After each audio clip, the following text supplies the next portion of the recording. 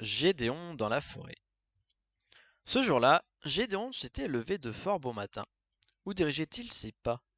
Un trio de lapins et un petit blaireau le virent gagner la forêt de Beau-Soleil, sise à l'ouest du village.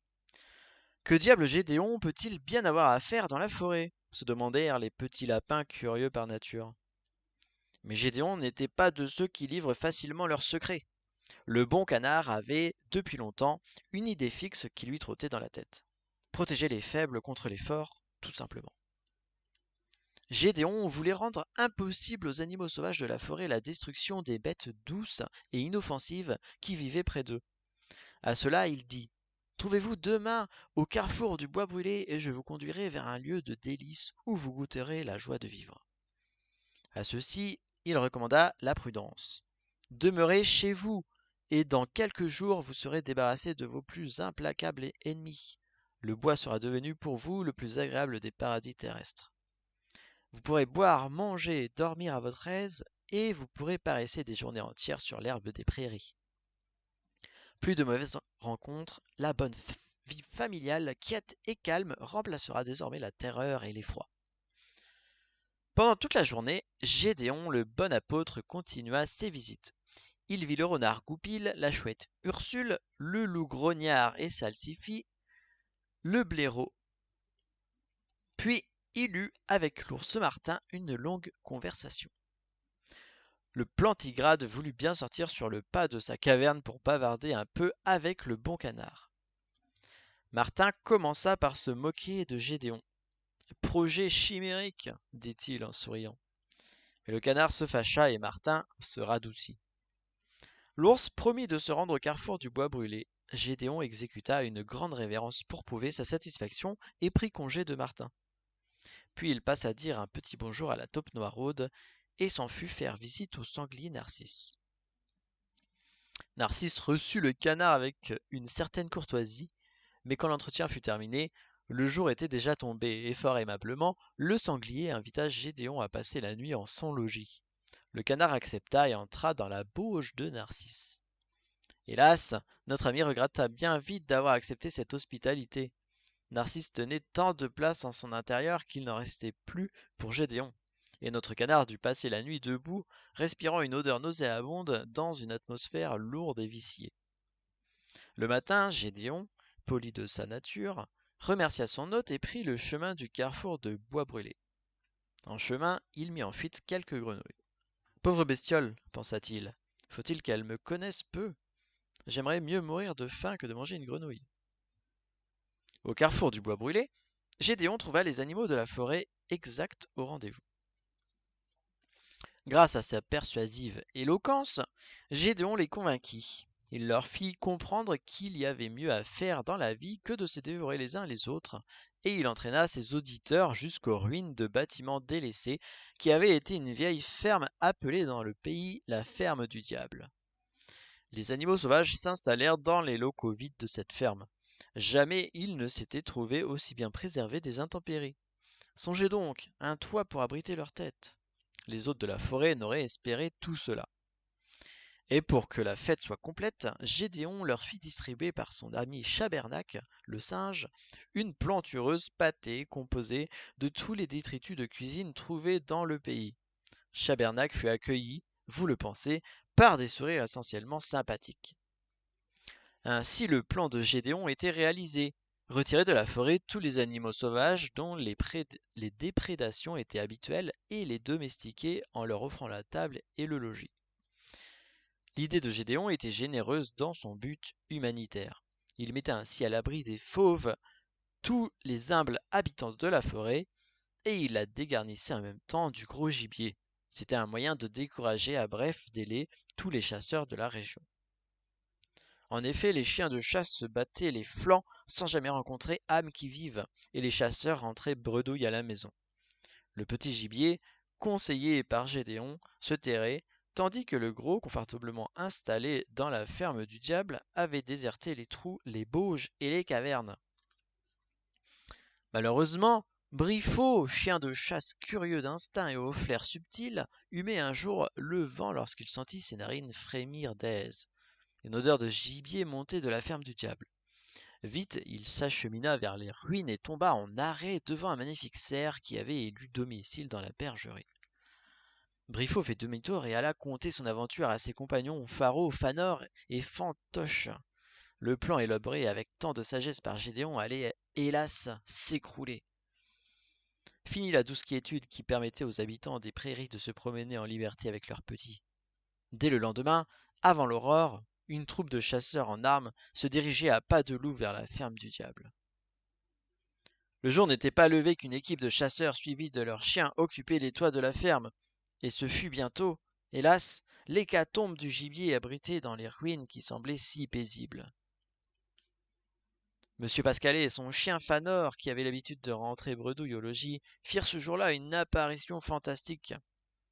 Madame Pascalet faillit mourir de stupéfaction. Devant elle, ours, blaireaux, sangliers jonchaient le sol. « Où as-tu trouvé cela, Alfred ?»« Au bout de mon fusil !» répondit le chasseur, conscient de sa valeur et de son adresse, éphémère pourtant. Deux personnages échappèrent à la tuerie. Ce furent Goupil et Isengrin.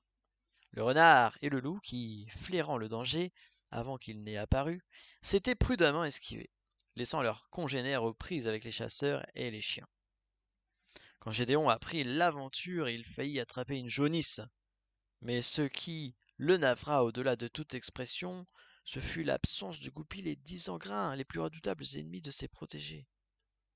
Pauvre Gédéon, lui qui était si fier d'avoir rendu la vie paisible et facile aux habitants des fermes et prairies environnantes, lui qui avait assisté au bonheur de ses amis et à la douce existence de la sécurité et la confiance le rassuraient, lui si heureux de voir les lapins danser le foxtrot au son d'un harmonica, lui si ravi de voir chiens et chats jouer aux anneaux, lui dont l'âme avait été troublée d'aise devant les ébats des poussins sur l'herbe tendre de la prairie en entendant le cri joyeux des canetons sur l'onde des étangs, comme il regrettait tout cela. Dans la cour du moulin, Gédéon aperçut une vingtaine de lapins qui dansaient une ronde infernale autour d'un billot que couronnait la grosse tête d'un sanglier fameux dans la contrée. Dans un coin, deux gros mulots, le papa et la maman, faisaient sauter à la corde d'une façon originale leur petit rejeton. Gédéon s'arrêta un instant, puis il s'en fut, le cœur serré, la tête bourrée de sombres pressentiments. « Jouez, mes enfants !» criait-il à ceux qu'il rencontrait. « Jouez, amusez-vous, c'est votre dernier jour de liesse. Goupil et Isengrin sont en liberté. » Comme il disait vrai, Gédéon. Il n'était pas arrivé à l'orée du bois qu'il entendit un cri de frayeur, et devant lui, à quelques pas, il aperçut Georgette, la petite chèvre de Monsieur Lamblin, face à face avec le loup Isengrin. Fort heureusement, tout près était un gros arbre. La chèvre se dissimula derrière, le loup l'y suivit, et une poursuite circulaire s'organisa. Une idée folle traversa alors la tête de Gédéon. Le moyen de sauver Georgette lui apparut, à condition toutefois qu'elle puisse échapper encore pendant quelques minutes à la poursuite de son bourreau. Gédéon courut jusqu'à la ferme du diable et, avisant sur un buffet de ces papiers collants qui servent à attraper les mouches, il s'en empara et s'en retourna à tire-d'aile au secours de la chèvre. Le transport de la feuille gluante n'était pas aisé, mais notre canard s'en tira fort bien. Gédéon arriva à temps. Georgette, grâce à sa légèreté et aussi grâce à son adresse, avait pu échapper au loup, mais la pauvre était bien abattue et déjà elle gémissait à la pensée de son proche et lamentable trépas. Le canard tenait dans son bec un bout de papier à mouche. Il fonça sur le loup et lui colla son engin sur le museau, en ayant soin de couvrir le front, les yeux et les narines de la méchante bête. Isengrin arrêta sa course et, hurlant de colère, il se mit en devoir d'arracher au plus vite le papier qui l'aveuglait. Profitant de cette trêve, Georgette et Gédéon, prenant leurs jambes à leur cou, disparurent prestement, et quand le loup revit la lumière, il n'y avait plus personne. Quelques heures après, Gédéon retourna à l'endroit où s'était déroulée la scène. Il voulait reprendre le papier à mouche, car il espérait avoir encore l'occasion de s'en servir. Malheureusement pour notre canard, un coup de vent retourna la feuille qui vint se coller sur sa tête. Gédéon se livra aussitôt à de telles contorsions, à de si fantastiques gambades qu'il réussit à se débarrasser de ce satané papier qui, soulevé par le vent, fut emporté vers la route. À ce moment, conduite par un jeune chauffeur, débouchait au détour d'un chemin une magnifique torpedo. Le papier projeté par le vent, vint se coller à la figure du chauffeur avec une telle force qu'aveuglé, il lâcha son volant pour porter instinctivement ses mains à sa figure. La voiture, sans direction, fit une terrible embardée et vint choir dans un étang voisin, semant l'effroi parmi la gente aquatique de ce paisible lieu. Dans la secousse, le papier s'était détaché de la tête du chauffeur, et après avoir volé pendant une centaine de mètres, il vint choir aux pattes de Gédéon, qui, de nouveau, le ramassa, en disant « Cette fois, maudit papier, tu vas servir à quelque chose. » Dans un coin de la ferme, il avait aperçu un panier rempli de provisions achetées à la ville. Des petits gâteaux secs, aimés de la fermière, attirèrent son attention. Il étendit le papier vers ses friandises et le releva aussitôt garni de tous les petits gâteaux, tout comme une feuille de macaron à la foire du pain d'épices. De jeunes lapins accoururent et se régalèrent en enlevant un à un les petits gâteaux, délicieux d'ailleurs. Ainsi se termina le sort du papier à mouche. Gédéon reprit sa promenade. Passant près de la maison du grainetier, il aperçut 2 gros chats occupés à boire du lait dans 2 grandes jattes. Près de là, un malheureux chat de gouttière fort altéré offrait sa mine piteuse et misérable. Il demanda au chat du grainetier la charité d'un peu de lait. Ceux-ci, furieux de tant d'audace, hérissèrent leurs poils et sortirent leurs griffes. Le canard, qui avait assisté à la scène, fut écœuré de tant de méchanceté. Il résolut de punir les matous de leur mauvais cœur. Le lendemain, il prit dans le grenier une balance à plateau et, dès que le lait fut versé à l'intention des 2 félins, il plongea les plateaux de la balance dans les jattes. Il put ainsi remplir le lait de ces plateaux,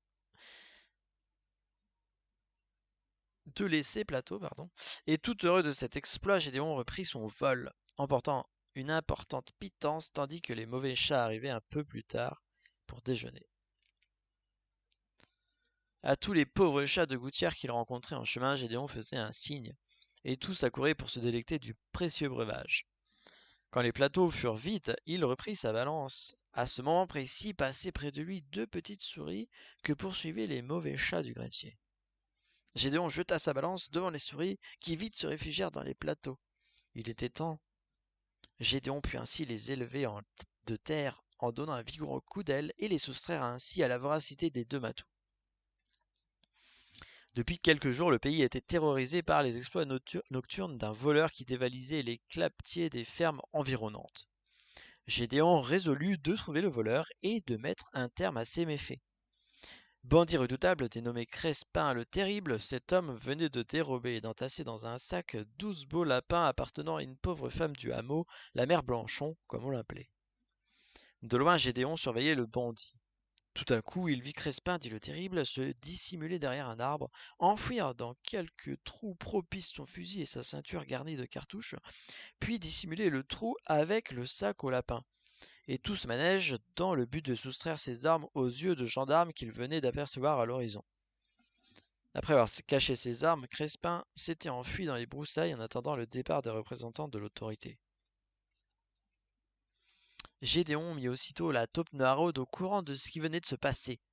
Celle-ci dit à Gédéon « Laisse-moi le bandit, j'en fais mon affaire. » Alors, creusant une galerie sous le sol du bois, elle arriva jusqu'au trou qui recélait la ceinture du malandrin et les 50 cartouches qu'elle contenait. Quand le passage souterrain fut achevé, Noiraude alla ramasser sur l'herbe un petit briquet automatique perdu sur le chemin par quelques moissonneurs, puis elle revint près des cartouches. Noiraude alluma alors le briquet et communiqua le feu aux brindilles qui garnissaient le trou, puis elle s'enfuit à toutes pattes. Le feu gagna vite les cartouches. Et une formidable explosion se produisit, crevant le sac qui bouchait le trou, et les 12 lapins de la mère Blanchon, enfin délivrés, partirent pour une destination inconnue. Le premier, nommé Aristide, tomba sur le dos d'une cigogne qui le transporta à quelques kilomètres de là pour le déposer, en fin de compte, au beau milieu d'un champ de serpolets. Le deuxième, répondant au doux nom de Zéphirin, termina sa trajectoire aérienne dans la cheminée de Madame Boulicaut, femme du garde champêtre. Zéphirin, noir de suie, tomba dans l'âtre sur un lit moelleux de cendres, auquel il dut d'amortir sa chute. Il sortit de la cheminée, salua Madame Boulicaut, épouvantée, puis disparut sans demander son reste. Le troisième, connu sous le nom de Gaston, tomba sur l'extrémité d'une planche à laver qui trempait dans un baquet. La planche bascula, amortissant ainsi le choc, mais en basculant, elle projeta dans le vide un gros morceau de savon de Marseille et une chemise d'homme qui baignait dans la lessive. Par un hasard malencontreux mais plein d'humour, la chemise tomba sur un pauvre gosse qui courait après un papillon, et l'enfant se trouva en un clin d'œil revêtu d'une chemise toute neuve, tout de rouge vêtu comme un prince de féerie. Un quatrième lapin, Ernest, rencontra dans son ascension involontaire les pattes d'un canard sauvage, et il s'y accrocha, mais pas pour longtemps. La fatigue lui fit lâcher prise, et il tomba dans un récipient de goudron qu'utilisait un jardinier pour protéger ses arbres de l'invasion des chenilles. Le brave homme retira du récipient le malheureux Ernest ruisselant de goudron, puis il l'étendit sur une corde pour le faire sécher. Le goudron coula lentement par les pattes et gagna le sol de telle sorte que le pauvre lapin se trouva muni de 4 pattes longues et noires qui mesuraient au moins 1,50 m. L'action de l'air fit durcir le goudron, et quand le lapin put se détacher de la corde, il ressemblait à un être fantastique et fabuleux. Ernest, trébuchant et clopin-clopant, se mit à marcher sur ses pattes démesurées. Il traversa ainsi le pays où il obtint tout le succès que méritait cette présentation imprévue sur des échasses d'un nouveau genre. Amédée, le cinquième lapin, tomba au beau milieu d'un panier d'œufs, mais ne se fit aucun mal. Par exemple, quelle omelette! Une omelette de 60 œufs! À travers la vannerie du panier, un liquide onctueux et jaunâtre se répandait sur le sol. Fort heureusement, Amédée réussit à sortir de sa fâcheuse position, mais il avait le corps couvert de blanc et de jaune d'œufs, sans parler des morceaux de coquilles dont s'agrémentait sa personne. Un chat et un chien qui avaient assisté à la scène vinrent lui faire sa toilette en léchant le liquide qu'ils trouvèrent délicieux. Quand Amédée fut délivré de son enduit, il remercia le chien et le chat et s'enfuit béatement dans la campagne. Oscar, le sixième lapin, tomba au beau milieu d'une banne toute remplie encore du raisin de la vendange. Le raisin écrasé par cette chute répandit son jus par la bonde du tonneau et coula sur la terre. Un vigneron délivra Oscar et le remit sur ses pattes. Et Oscar avait bu un rude coup du produit de la vigne, et c'est au pied d'un arbre qu'il s'affala en s'endormant d'un sommeil profond. Quand il se réveilla, la tête lourde et la mâchoire ankylosée, il vit danser devant lui de gros points noirs imprécis. On dit que le vin réjouit le cœur de l'homme, pensa Oscar, mais certes il ne produit pas sur les lapins le même effet. Le septième lapin répondait au charmant prénom de Jules. Il planait au-dessus d'une ménagerie ambulante quand les lois de la pesanteur le ramenèrent vers le sol. À ce moment, un hippopotame, gueule ouverte, regardait un avion qui traversait la nue. Jules tomba en plein dans la gueule du pachyderme, gueule formidable, chacun le sait, et s'engouffra dans son estomac. L'hippopotame tomba sur le flanc, étouffé, privé de vie. Quand le directeur de la ménagerie vit l'animal sur le dos, il appela un vétérinaire, rompu à la chirurgie, pour faire l'autopsie de son défunt pensionnaire. Une large entaille fut pratiquée par l'homme de l'art, et aux yeux ahuris de l'assistance apparut notre ami Jules, ravi de revoir la lumière. Plus heureux que Jonas, caché 3 jours dans le ventre de la baleine. Jules ne resta que 3 heures dans l'estomac de l'hippopotame. Il sauta à terre et partit lui aussi sans demander son reste. Sous les fenêtres de la fermière Augustine Durand, 3 grosses mottes de beurre s'étalaient mollement avant d'être transportées au marché. René, Honoré et Fortuné, les 8, 9 et 10e lapins, tombèrent sur les mottes de beurre et comme par hasard, chacun sur la sienne. L'arrière-train de chaque lapin pénétra profondément dans la motte, et quand les camarades se retrouvèrent à terre, sur leurs pattes, ils étaient enveloppés de beurre bien frais. « Il n'y a plus qu'à nous mettre à la broche, » dit avec humour Honoré. Et c'est dans cet appareil onctueux qu'ils défilèrent sous les yeux amusés d'un chien, d'un chat et d'une oie, et d'un canard facétieux. Ils durent attendre que le soleil de midi fît fondre leurs carapaces pour recouvrer leur entière liberté. Les 2 derniers lapins qui formaient la douzaine, Fernand et Ferdinand, tombèrent en plein dans la rivière. Fort heureusement, Gédéon n'était pas loin. Il se précipita au secours de ses amis, il plongea et les ramena sains et saufs à la surface. Puis il les installa sur son dos quelque peu évanouis et les transporta sur la rive. Arrivés là, Fernand et Ferdinand reprirent leur sens et racontèrent leur aventure à leur sauveteur. Gédéon eut tôt fait de rassembler les 12 lapins de la mère Blanchon, qui instinctivement se cherchaient les uns les autres. Il les réunit et commanda: En avant, par file à droite, marche! Et il les ramena triomphants au domicile de la mère Blanchon, qui pleura des larmes de joie en revoyant ses petits lapins aimés. Gédéon n'avait qu'une seule pensée, faire le bien, se montrer utile à tous. Ainsi notre canard était-il navré de voir les pêcheurs se morfondre sur les bords de la rivière, devant un poisson décidé à ne pas mordre l'hameçon. Ainsi résolut-il, le jour où sauverait la pêche, de mettre à profit un accident d'avion dont il venait d'être témoin. L'appareil piqua du nez et vint tomber au bord de la rivière, près du lieu habituel où se tenaient les pêcheurs. Tandis que le pilote était parti chercher du secours, Gédéon mit le moteur en marche. Il suffisait pour cela d'appuyer sur un bouton. L'hélice se mit en marche et projeta hors de l'eau tous les poissons qui passaient dans son centre d'action. Carpes, carpillons, goujons, gardons et anguilles tombèrent comme une pluie sur les pêcheurs qui ne pouvaient arriver à les recueillir. Ils se rappelèrent longtemps le jour de l'ouverture de la pêche, le jour béni où ils avaient connu la pêche miraculeuse. Un pêcheur, le plus guignard de tous, avait rapporté ce jour-là chez lui 15 kilogrammes de poissons. Sa femme n'en pouvait croire ses yeux. Aussi, depuis ce jour mémorable, professe-t-elle une grande admiration pour cet adroit pêcheur qu'est son mari. Cependant, un point noir subsistait à l'horizon de bonheur que Gédéon entrevoyait. C'était la présence de Goupil et d'Isengrin dans la forêt. Un matin, il résolut à tout prix de se défaire de ces deux êtres malfaisants et cruels. Il s'ouvrit de son projet à la chèvre Aglaé, et tous deux se mirent en campagne. Ils rencontrèrent Goupil, profondément endormi au pied d'un arbre. Le renard digérait sous l'emprise d'un sommeil paisible un innocent lapin qu'il venait de manger. Vas-y, Aglaé s'écria tout à coup Gédéon. La chèvre, qui n'attendait que ce signal, fit un bond en avant, et à l'aide de ses cornes vint clouer les oreilles du renard sur le tronc même de l'arbre sous lequel il reposait. Goupil poussa un cri de douleur, Gédéon un cri de joie, et Aglaé un cri de victoire. La chèvre se détacha de l'arbre et souleva Goupil, qui se trouva ainsi accroché par les deux oreilles aux cornes d'Aglaé. Le renard et la chèvre prirent côte à côte le chemin de la ferme où ils furent reçus par les cris admiratifs de tout un poulailler en liesse. Alors commencèrent pour Goupil des heures d'expiation. Le chien Briffaut amusa fort les pondeuses de la ferme en proposant au vilain renard une partie de balançoire bien imprévue. Puis on offrit à Goupil une promenade en pleine campagne, et comme il faisait très chaud, Aglaé l'envoya prendre un bain dans la rivière. Chacun sait que le renard est mauvais nageur. Aussi Goupil s'achemina-t-il doucement vers le fond de la rivière où il reçut de nombreuses visites, tout à fait nouvelles pour lui. Une carpe vint lui sauter le bonsoir et lui tint à peu près ce discours. C'est donc qu'il ne reste plus ni poule ni lapin sur terre que tu viens faire une visite aux habitants des eaux? Le renard ne lui répondit rien, et pour cause, mais il suivit le fil de l'eau.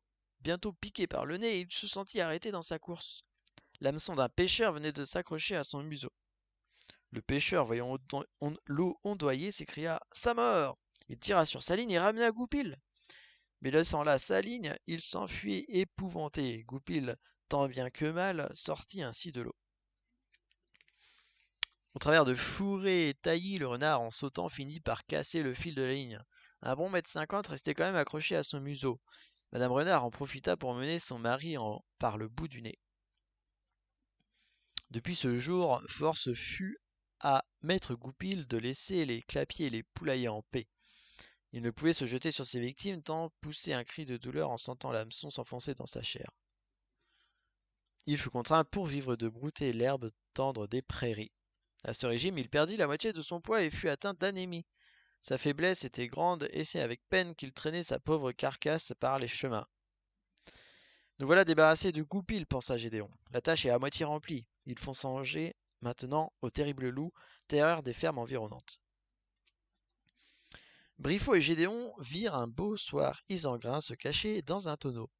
Le loup avait choisi cette cachette pour mieux guetter par le trou de la bonde qui s'ouvrait au milieu du tonneau les inoffensifs moutons qui passaient près de là. Gédéon et Briffaut comprirent tout de suite le parti qu'ils pouvaient tirer de cette situation. En tournant dans le tonneau, le loup fit si bien que sa queue se mit à sortir par la bonde. Alors Briffaut saisit entre ses dents l'appendice caudal du loup et le maintint immobile. Puis la fermière, qui était dans la confidence, emplit de lait le tonneau. Plusieurs seaux de lait suffirent pour submerger la bête sauvage. Rivé à la bonde, le loup fit des bonds désordonnés pour se libérer. Ses pattes battirent le lait si longtemps et si fort que la douce boisson se transforma en beurre. Petit à petit, les mouvements du loup, qui luttait ainsi contre la transformation scientifique du lait, se ralentirent et soudain, la bête, à bout de force, dut s'arrêter. Isengrin était vaincu.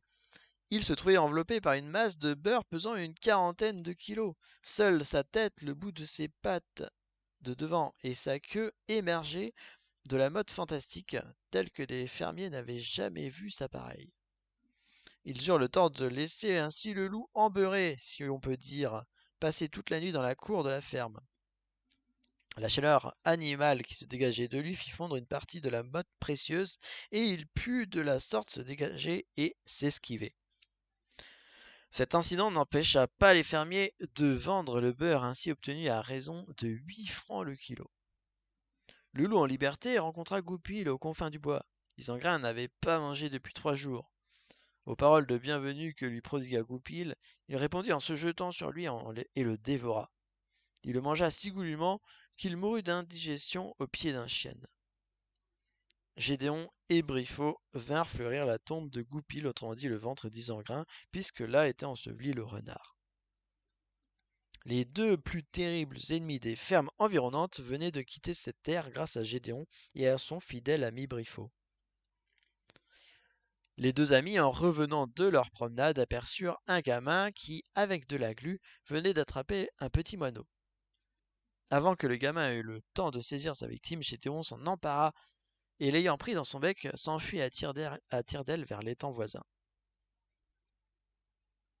Le canard plongea l'oiseau dans l'eau afin de le débarrasser de la glu qui le recouvrait, puis il fit sécher la petite bête, plus morte que vive, sur une feuille de nénuphar. Quand le moineau reprit ses sens, Gédéon lui souhaita bon voyage. Pour punir de son méfait le méchant gamin, Briffaut, sur le conseil de Gédéon, versa toute la glu qui restait sur le banc où l'enfant avait l'habitude de s'asseoir.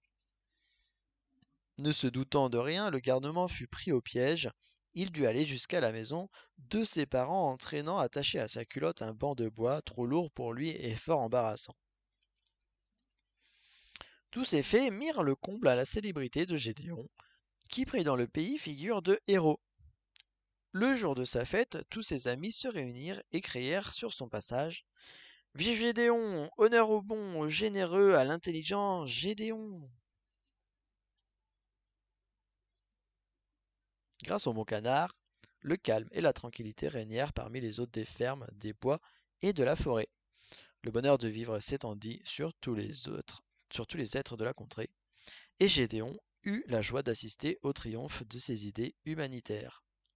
Vive Gédéon!